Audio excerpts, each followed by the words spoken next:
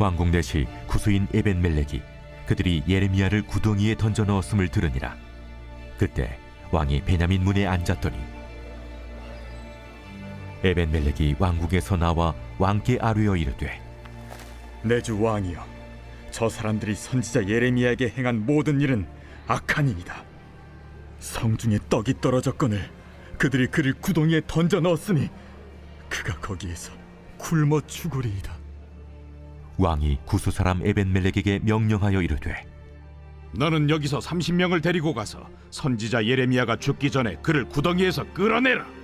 에벤멜렉이 사람들을 데리고 왕궁 곳간 및 방에 들어가서 거기에서 헝겊과 낡은 옷을 가져다가 그것을 구덩이에 있는 예레미야에게 밧줄로 내리며, 구수인 에벤멜렉이 예레미야에게 이르되, 당신은 이 헝겊과 낡은 옷을 당신의 겨드랑이에 대고 줄을 그 아래에 대시오.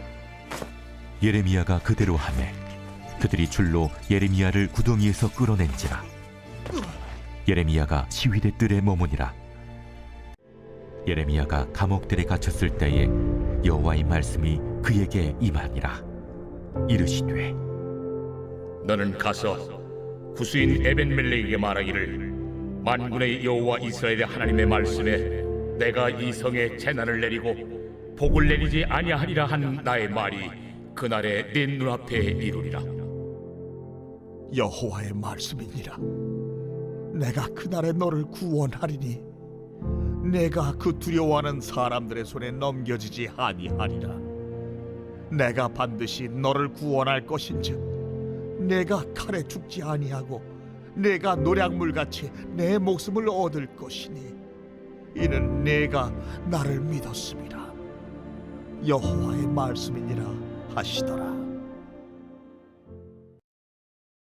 오늘 제목이 순종의 보상, 순종의 보상이 되겠습니다. 순종을 생각할 때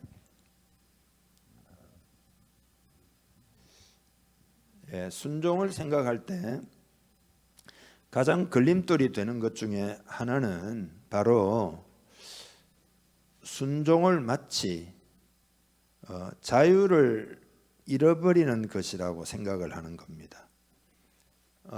예수를 믿자 그렇게 이야기하면 사람들은 왜 예수 믿는 것을 안 좋아하는가 하면은 예수 믿으면 내 자유를 빼앗긴다 이렇게 생각을 해서 두려워하는 거죠.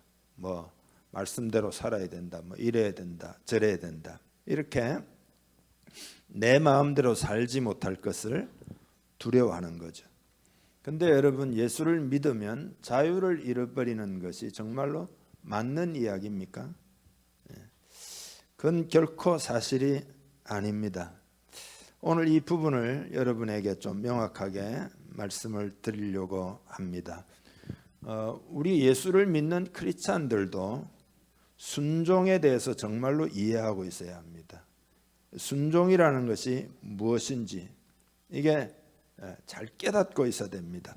먼저 자유를 누리려면은 자유라고 하는 것은 어떤 한계를 가지고 있다는 것을 받아들여야 됩니다. 우리는 한계 없이 막 살면 자유라고 생각하지만 자유를 진정으로 누리려고 하면 어떤 내 삶에 한계가 있어야 된다는 것을 받아들여야 한다, 이런 이야기입니다. 여러분, 우리가 법이라는 게 세상에 있는데 법의 한계를 벗어나면 자유로운 것입니까? 그러면 여러분, 법을 어기면 어떻게 됩니까? 감옥에 갇혀가지고 더 이상 자유를 누릴 수가 없게 되는 거잖아요. 인간은 한계를 싫어하지만 한계 내에 있을 때 자유도 가능합니다. 예를 들어 중력의 법칙을 어기고 낭떠러지에 뛰어내리면서 난 자유다 이러면 그게 자유겠냐 이 말이죠. 온몸이 다 망가지고 움직이지도 못하고 죽으면 뭐 두말할 것도 없고.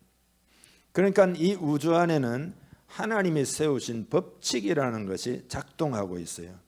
물리적인 법칙도 있고 정신적인 법칙도 있고 영적인 법칙도 작동하고 있습니다. 내가 만약에 그 법칙을 깨버리면 어떻게 됩니까? 그 법칙은 냉혹하게 나에게 등을 돌리고 마는 거죠. 건강의 법칙을 어기면 여지없이 질병을 얻게 되고 고통을 당하게 됩니다. 도덕적 법칙을 어기면 여지없이 우리는 비참해집니다.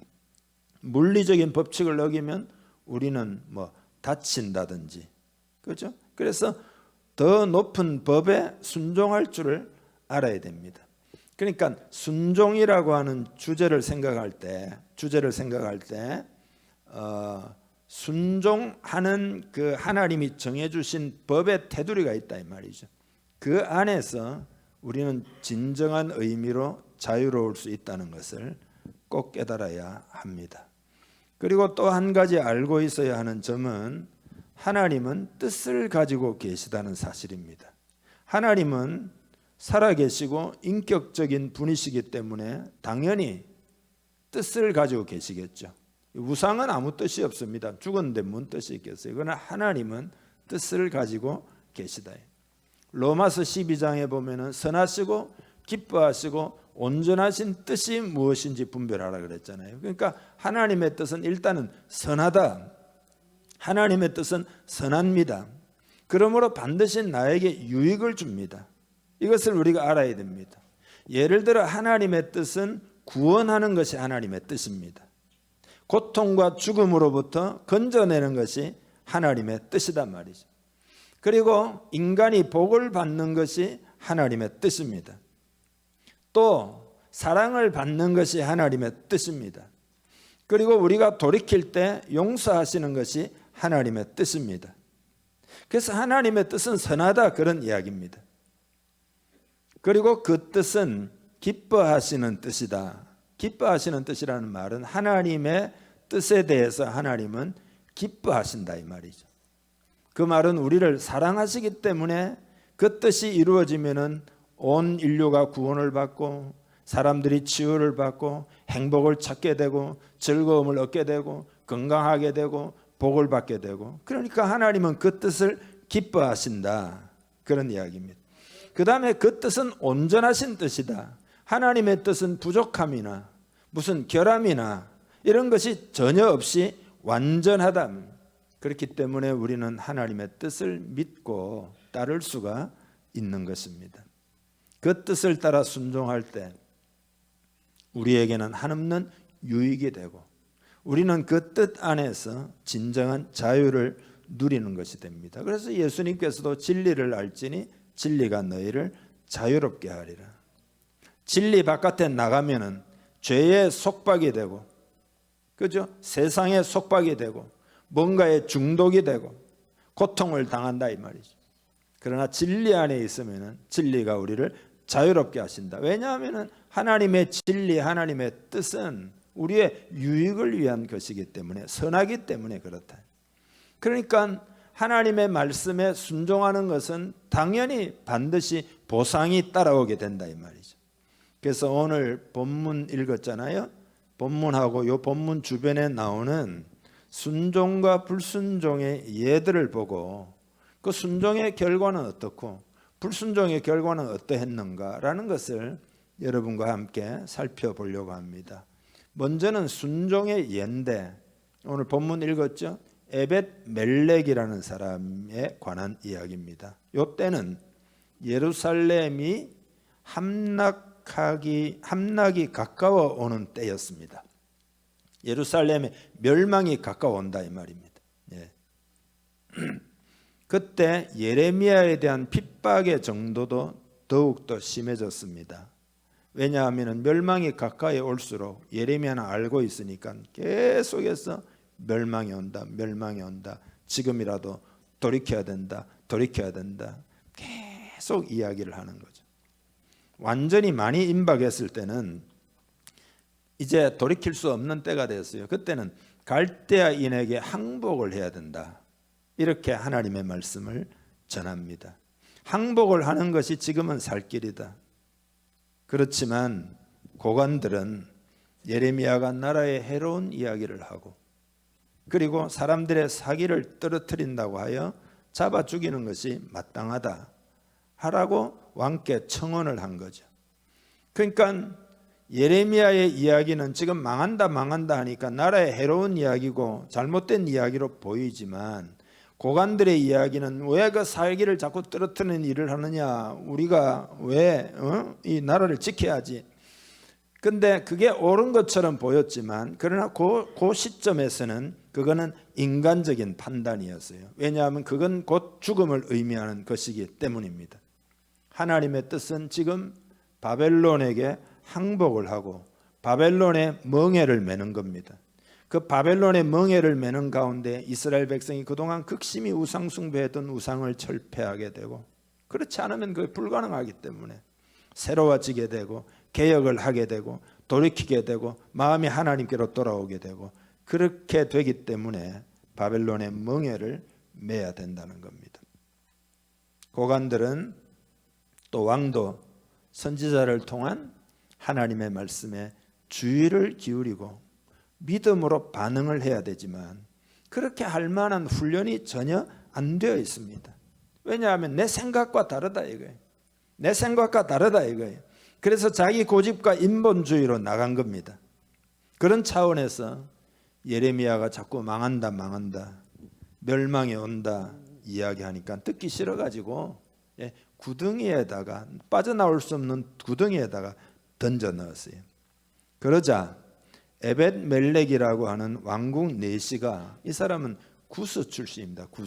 구스는 옛날 왕국인데 지금으로 하면은 이디오피아 밑에 수단 또 이집트 남부 이런 걸 다 포함한 하나의 나라인데 그 출신인데 선지자를 생명같이 사랑하고 왕 앞에 나아가서 예레미야를 구원해 주시도록 간청을 합니다. 지금 왕궁에도 이미 먹을 게 다 떨어졌다. 근데 구덩이 속에 집어넣어 놓으면 지금 100% 죽는 겁니다. 그러니까 건져 주십시오. 호소를 하는 거죠. 그 자기 목숨을 걸고 하는 호소예요.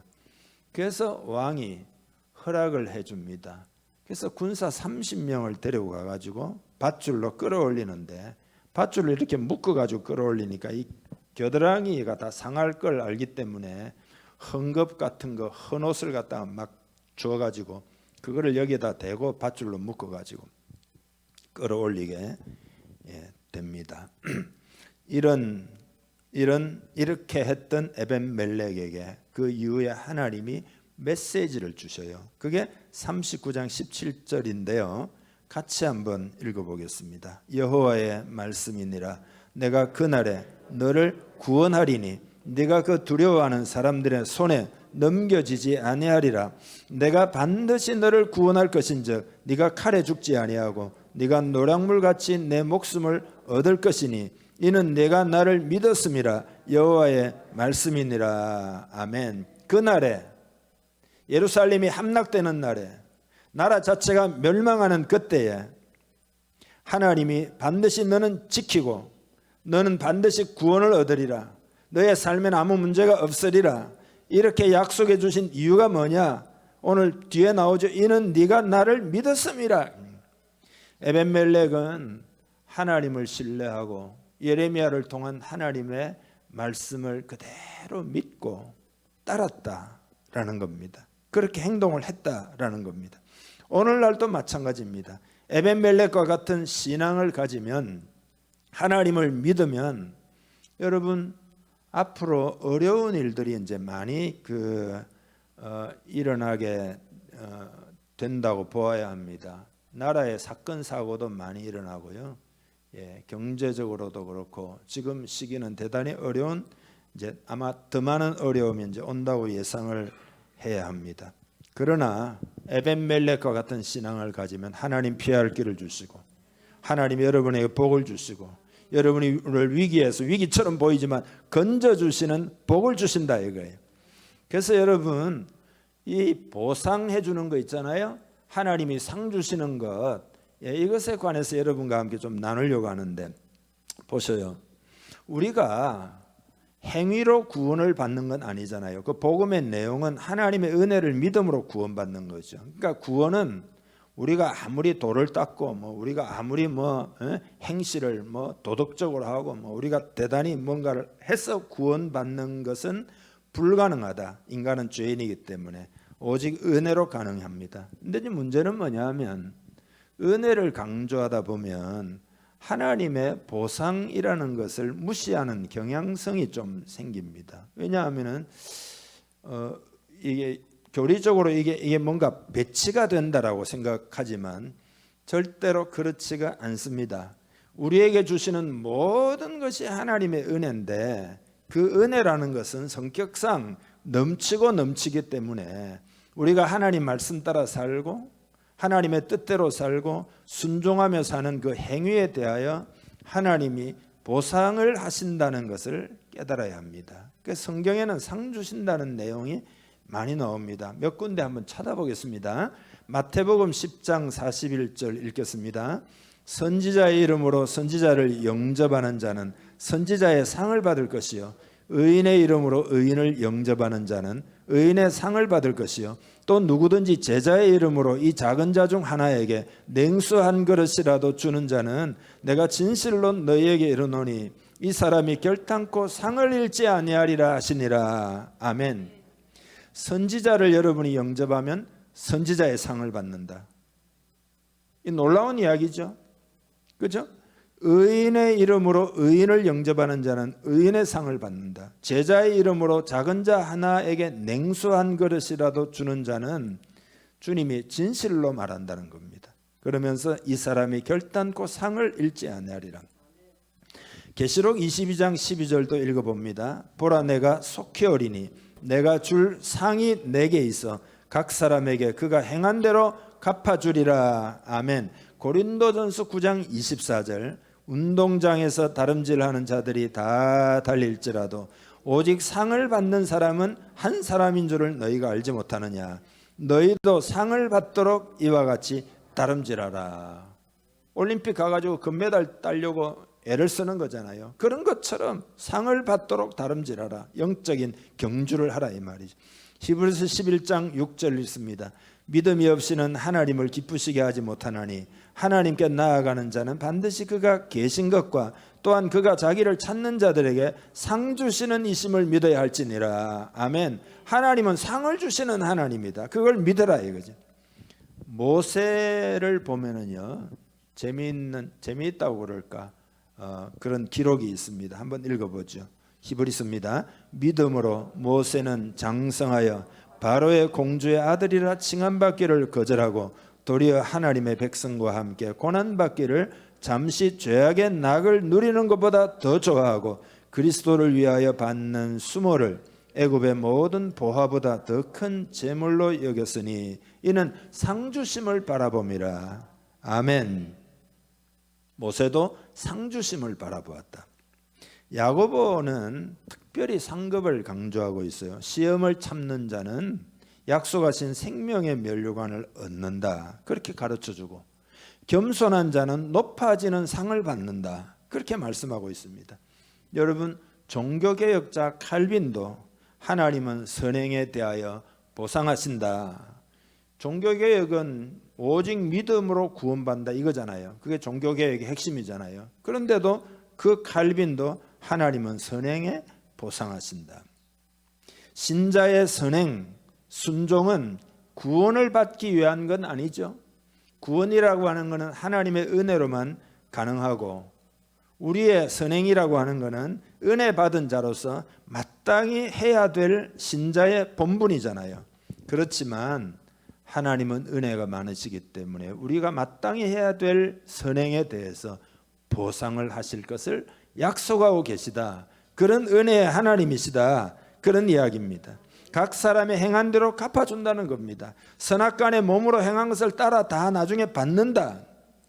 그러니까 이 상급이 은혜의 한 부분이다. 중요한 부분이다. 그런 거죠. 그러니까 여러분이 신앙생활 하면서 상급을 기대하는 것을 순수하지 못한 것이라고 생각하면 안 됩니다. 그죠? 아까 읽었죠? 모세가 상주심을 바라보았다. 그럼 뭐 모세가 순수하지 못합니까?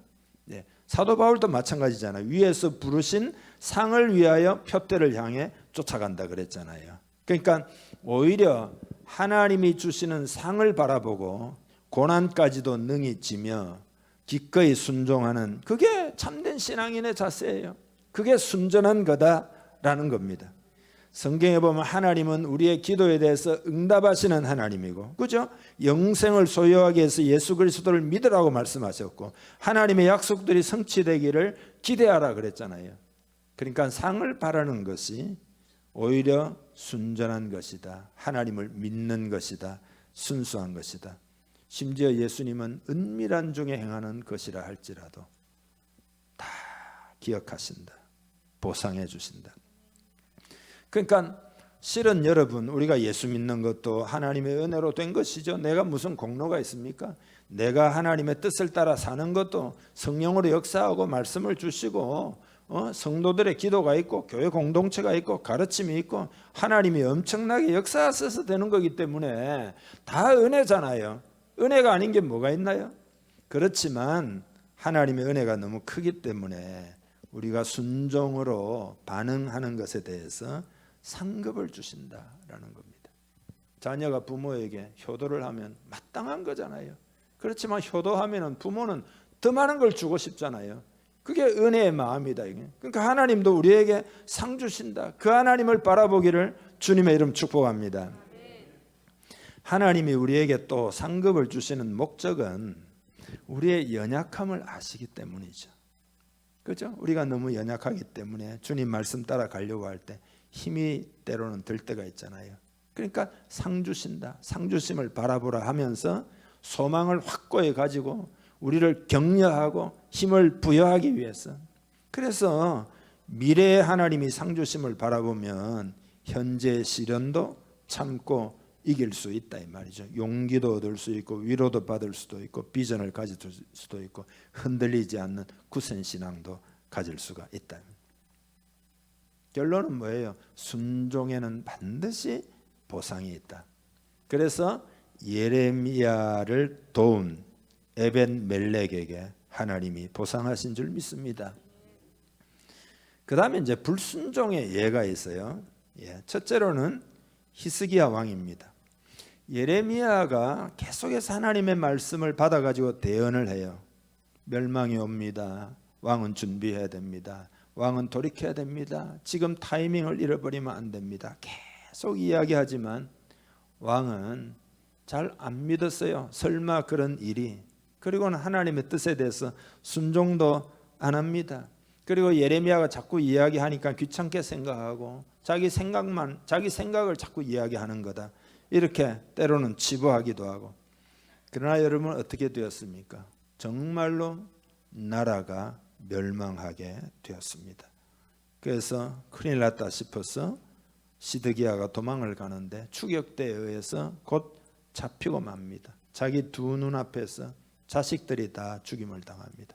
자기는 두 눈이 뽑힙니다. 바벨론에 의해서. 그리고는 포로로 잡혀가게 되고 심령의 눈이 어두웠잖아요. 육신에 보이는 눈을 따라만 사는 그 시드기야가 결국은 어둠 속에서 자기의 생을 마칠 수밖에 없는 형편이 된 거잖아요. 그래서 이런 일을 피하게 하려고 하나님이 그렇게도 듣기 싫지만 계속해서 예레미야를 통하여 말씀하시고 또 말씀하시고 말씀하시고 또 말씀하시고 그렇게 하셨던 겁니다. 두 번째 불순종의 예는 요하난이라는 사람인데, 요하난, 여러분 바벨론과 유다의 역사를 좀 일단 이해를 해야 되는데요. 기원전 607년부터 멸망하는 것은 586년이니까 한 20년 정도 동안 이렇게 바벨론이 몇 차례 와가지고 전쟁이 나고 막 식민 통치를 하고 포로를 잡아가고 이러다가 이제 20년 만에 멸망을 완전히 하는 거거든요. 그래서 기원전 607년 여름에 대대적으로 이제 유다인들을 잡아가지고 강제 이주를 시키는데 유다에 남은 군대 대장 중에 한 사람이 요하난입니다. 그러니까 그때는 바벨론의 식민 통치가 이미 시작이 되었고 바벨론에서 총독을 세워요. 우리나라 옛날 일제시대 총독 세우듯이. 그게 그달랴입니다. 근데 요하난이 정보를 하나 입수를 해요.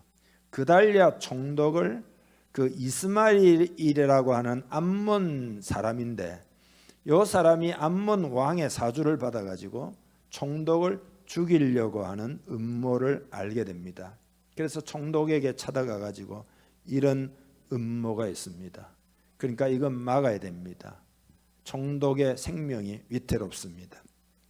나에게 그 이스마엘을 비밀리에 죽일 수 있도록 허락을 해 주십시오. 그러니까 총독이 안 믿었어요. 별거 아닌 것처럼 생각하고 아이고 그런 일은 없단 말이죠. 내가 얼마나 말이죠. 군사들 다 때리고 있고 안 믿었어요. 결국 총독이 암살을 당합니다. 그래서 그 요하난이 원수를 갚기 위해서 군대를 끌고 가서 이스마엘에게 잡혀가지고 이스마엘은 이제 죽이고 난 다음에 사람들을 데리고 도주를 하는 겁니다. 근데 이제 사람들이 막 돌아서기 시작하고 그래서 그 사람들 다 건졌는데 이 이스마엘은 이제 암몬 땅으로 도망을 가게 됩니다. 거기까지 좋았습니다. 근데 그 다음이 문제였어요. 예레미야가 요하난에게 하나님의 말씀을 전했습니다. 도망가지 말고 이 땅에 있어야 된다. 이것이 하나님의 뜻이다. 만약에 하나님의 뜻을 순종하고 이 가나안 땅을 지키면은 반드시 당신들을 회복시켜주고 보호해주고 반드시 하나님이 책임져 주신다고 지금 말씀하신다. 이렇게 이야기를 하는데 요하난이 그 이야기를 안 듣습니다. 왜냐하면 마음에 두려움이 가득했고 어떻게 하든지 지금 이 전쟁 상황 가운데서 도피를 해야 되겠다. 막 인간적인 생각이 가득하니까 아무리 하나님 말씀이라 해도 그거 안 지키 그 귀에 안 들어오는 겁니다. 그 내용을 같이 한번 읽겠는데요. 예레미야 42장 10절부터 16절까지 쭉 읽겠습니다. 너희가 이 땅에 눌러앉아 산다면 내가 너희를 세우고 헐지 아니하며 너희를 심고 뽑지 아니하리니 이는 내가 너희에게 내린 재난에 대하여 뜻을 돌이킴이라 여호와의 말씀이니라. 너희는 너희가 두려워하는 바벨론의 왕을 겁내지 말라. 내가 너희와 함께 있어 너희를 구원하며 그의 손에서 너희를 건지리니 두려워하지 말라. 내가 너희를 불쌍히 여기리니 그도 너희를 불쌍히 여겨 너희를 너희 본향으로 돌려보내리라 하셨느니라. 그러나 만일 너희가 너희 하나님 여호와의 말씀을 복종하지 아니하고 말하기를 우리는 이 땅에 살지 아니하리라 하며 또 너희가 말하기를 아니라 우리는 전쟁도 보이지 아니하며 나팔 소리도 들리지 아니하며 양식의 궁핍도 당하지 아니하는 애굽 땅으로 들어가 살리라 하면 잘못되리라.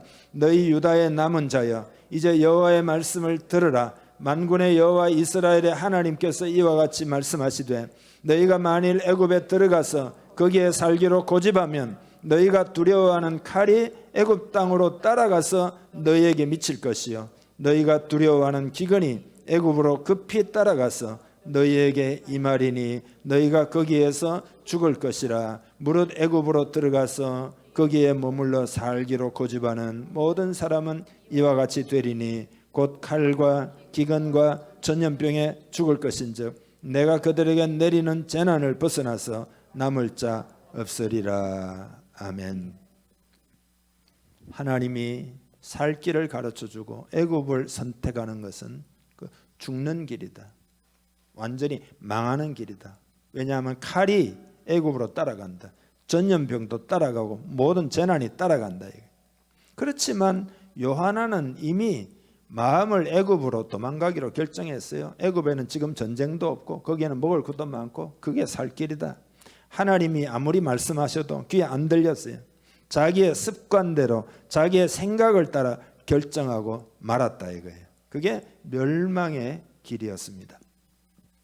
여러분, 순종에 관한 중요한 진리를 이제 말씀드릴 텐데요.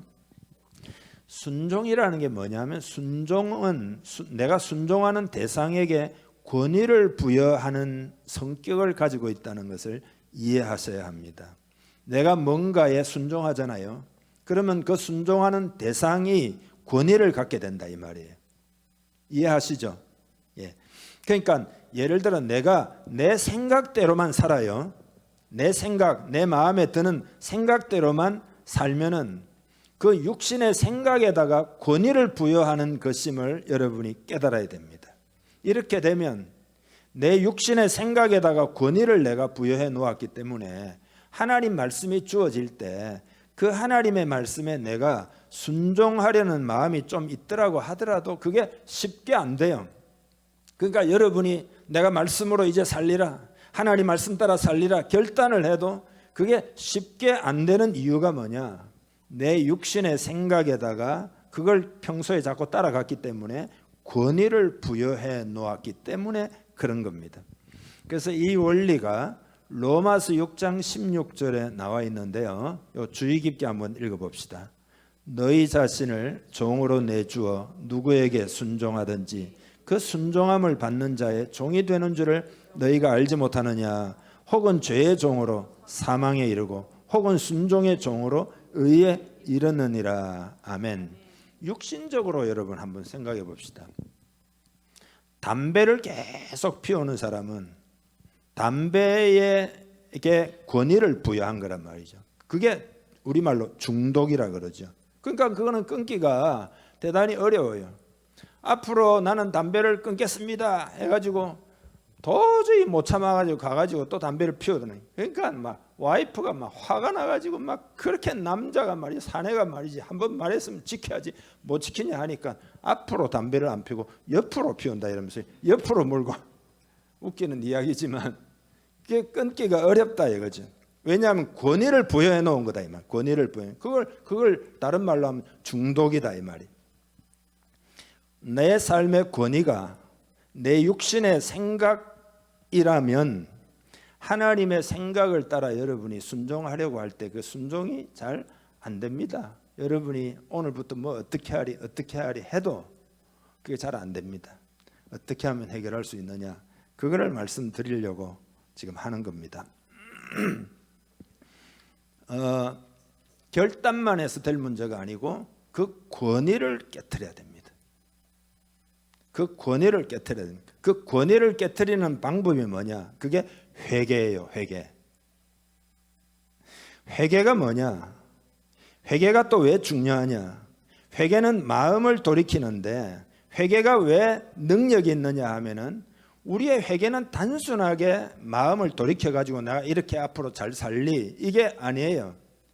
회개라고 하는 건 하나님 앞에 하는 거기 때문에 회개할 때 이미 이루신 십자가의 능력이 역사하기 때문에 회개가 능력이 있는 거예요. 십자가가 그 멍에를 깨트리는 거예요. 회개하면 십자가가 그 권위를 깨트리는 거란 말이죠.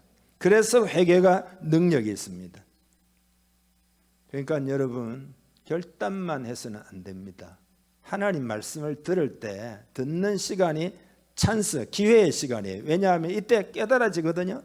그때 예수 그리스도의 십자가의 은혜를 의지해서 진실하게 회개하면 그 회개를 통하여 여러분을 속박하고 있는 어떤 속박이나 어떤 권위 체계가 십자가의 능력으로 그게 깨진다 이 말이에요. 그러니까 회개는 그냥 단순하게 마음을 돌이키는 게 아니에요. 회개로 인하여 그 권위의 고리를 끊어버리는 거다. 십자가의 은혜와 능력을 의지하는 거다. 그런 거란 말이죠.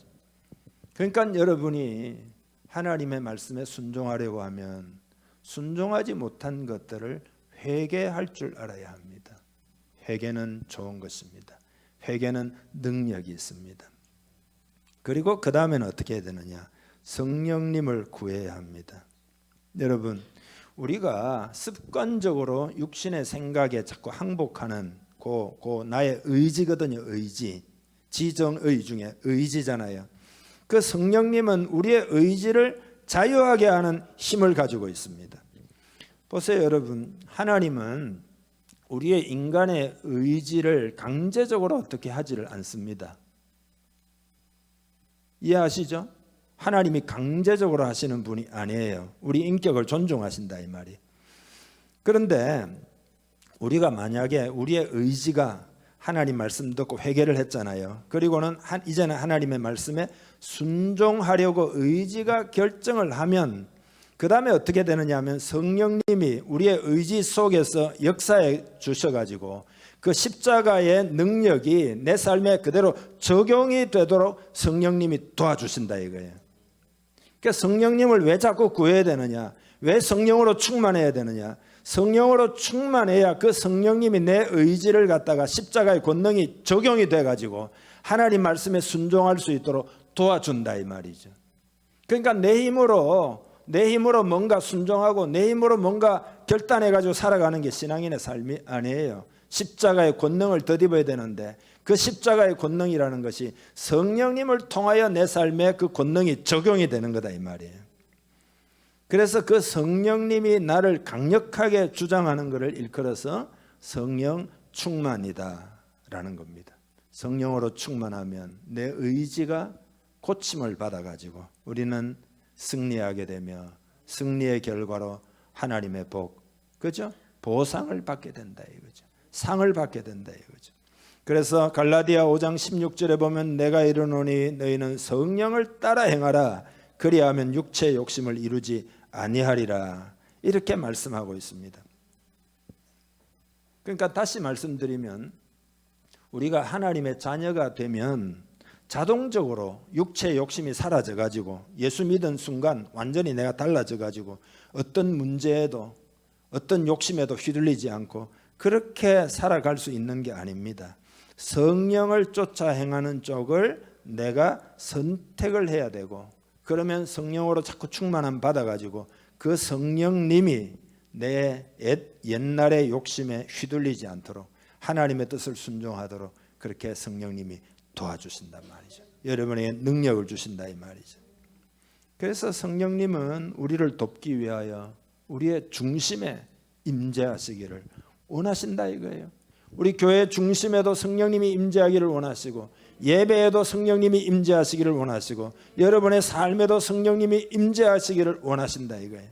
문제는 뭐냐 하면은 성령님은 문전박대를 당하기가 일쑤입니다.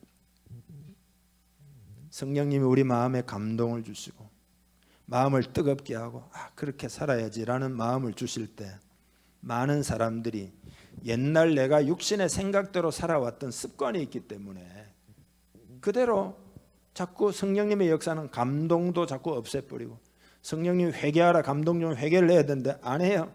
이렇게 해라 아무리 해도 안 돼요. 안 해요.